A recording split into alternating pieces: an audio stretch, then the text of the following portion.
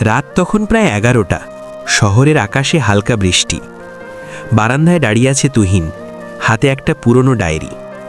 এই ডায়েরিটা দিয়েছিল মেঘলা তাদের প্রথম ভালোবাসার দিনগুলোতে। তুহিন আর মেঘলার পরিচয় হয়েছিল কলেজে। প্রথমে বন্ধুত্ব, তারপর অজান্তেই ভালোবাসা। একসাথে ক্যান্টিনে বসা, বৃষ্টিতে ভেজা, পরীক্ষার আগে রাত জেগে পড়া, সব কিছু যেন ছিল স্বপ্নের মতো। মেঘলা বলতো, আমরা একদিন নিজের বাড়ি বানাবো জানো, জানালার পাশে দোলনা থাকবে। তুহিন হেসে বলতো, আর বৃষ্টির দিনে আমি তোমার জন্য চা বানাবো।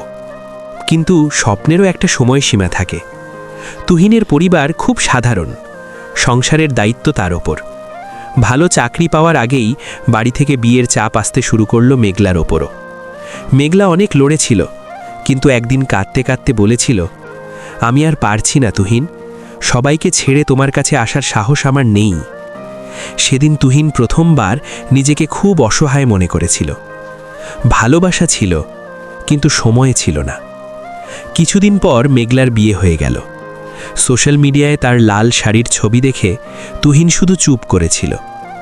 আজ এতদিন পর সেই ডায়েরির পাতায় লেখা, আমাদের গল্পটা হয়তো শেষ হয়ে যাবে, কিন্তু আমার ভালোবাসা কোনোদিন শেষ হবে না।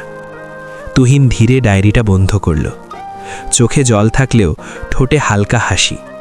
সে বুঝেছে, সব ভালোবাসা পূর্ণতা পায় না, কিছু ভালোবাসা শুধু স্মৃতি হয়ে বেঁচে থাকে।